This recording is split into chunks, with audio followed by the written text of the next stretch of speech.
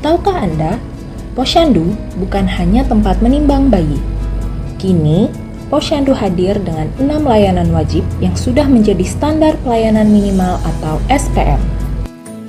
Adapun tugas dan fungsi Posyandu yang diatur dalam Permendagri Nomor 13 Tahun 2024 Pasal 2. Pertama, Posyandu memiliki tugas membantu kepala desa atau lurah melakukan pemberdayaan masyarakat, ikut serta dalam perencanaan dan pelaksanaan pembangunan, serta meningkatkan pelayanan masyarakat di desa atau kelurahan.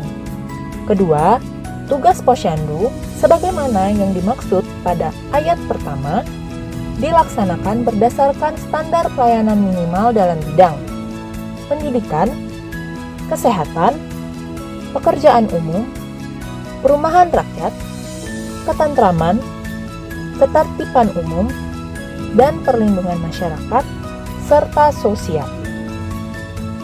Selanjutnya, mari kita pahami alur-alur dari pelaksanaan 6 SPM.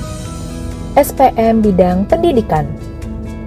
Pertama, warga datang ke Posyandu menuju meja pelayanan SPM pendidikan. Kedua, kader Posyandu mendata pemohon terkait keluhan tentang pembiayaan, perlengkapan sekolah, dan lain-lain, berupa fotokopi kartu tanda pengenal, fotokopi kartu keluarga, serta surat pernyataan tidak mampu dari RT setempat. Ketiga, kader menyampaikan data pemohon dan bersama pemerintah desa atau kelurahan melakukan verifikasi data dan kunjungan rumah. Keempat, jika hasil verifikasi data dan kunjungan rumah memenuhi persyaratan, kader mengajukan data permohonan tersebut kepada pemerintah desa atau kelurahan. Kelima, pemerintah desa atau kelurahan menindaklanjuti permohonan yang memenuhi syarat, baik pembiayaan untuk pendidikan PAUD, pendidikan dasar, atau penyetaraan kepada OPD. Keenam, OPD menindaklanjuti permohonan dari pemerintah desa atau kelurahan. Ketujuh, batas waktu pelayanan 5 hari kerja. SPM bidang kesehatan. Layanan pada hari buka Posyandu. Pertama, layanan kesehatan dilakukan kepada seluruh sasaran berupa ibu hamil, melahirkan, ibu menyusui, bayi baru lahir, balita, anak usia sekolah, dan remaja, serta lansia.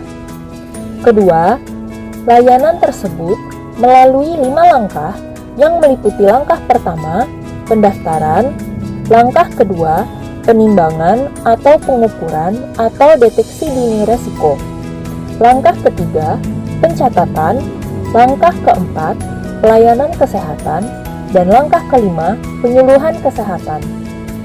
Ketiga, kader merekap pendataan layanan dari warga dan menyusun rencana tindak lanjut. Layanan pada setelah hari buka Posyandu. Pertama, layanan ini dapat dilaksanakan melalui kunjungan rumah, melakukan pemantauan kondisi kesehatan sasaran. Kedua, kader merekapitulasi hasil pemantauan kunjungan rumah untuk disampaikan kepada pemerintah desa atau kelurahan dan puskesmas pembantu. Ketiga, Pustu dan pemerintah desa atau kelurahan melakukan koordinasi terkait hasil laporan dari Posyandu untuk ditindaklanjuti. SPM bidang pekerjaan umum. Pertama, warga datang ke Posyandu menuju meja pelayanan SPM pekerjaan umum. Kedua, kader Posyandu mendata pemohon terkait keluhan tentang pekerjaan umum, di antaranya sanitasi, MCK, dan sarana air bersih dalam skala lingkup RT atau dusun. Data pemohon berupa surat permohonan kepada kepala dusun atau RT, lokasi-lokasi titik tempat pembangunan sarana dan prasarana. Ketiga, kader menyampaikan data pemohon dan bersama pemerintah desa atau kelurahan melakukan verifikasi data dan kunjungan lapangan.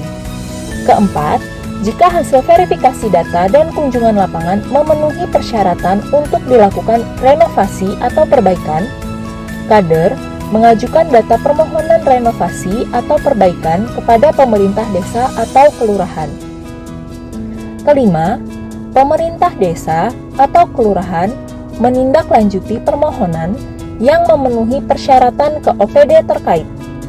Keenam, OPD menindaklanjuti permohonan dari pemerintah desa atau kelurahan, SPM bidang perumahan rakyat.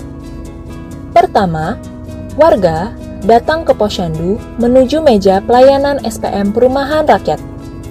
Kedua, kader Posyandu mendata pemohon terkait keluhan tentang perumahan berupa fotokopi kartu tanda pengenal, fotokopi kartu keluarga, surat pernyataan calon penerima belum pernah menerima bantuan rehabilitasi rumah, surat keterangan penghasilan dari desa, fotokopi surat tanah atau sejenisnya, foto kondisi rumah calon penerima bantuan dari 3 sisi. Ketiga, kader menyampaikan data pemohon dan bersama pemerintah desa atau kelurahan melakukan verifikasi data dan kunjungan lapangan.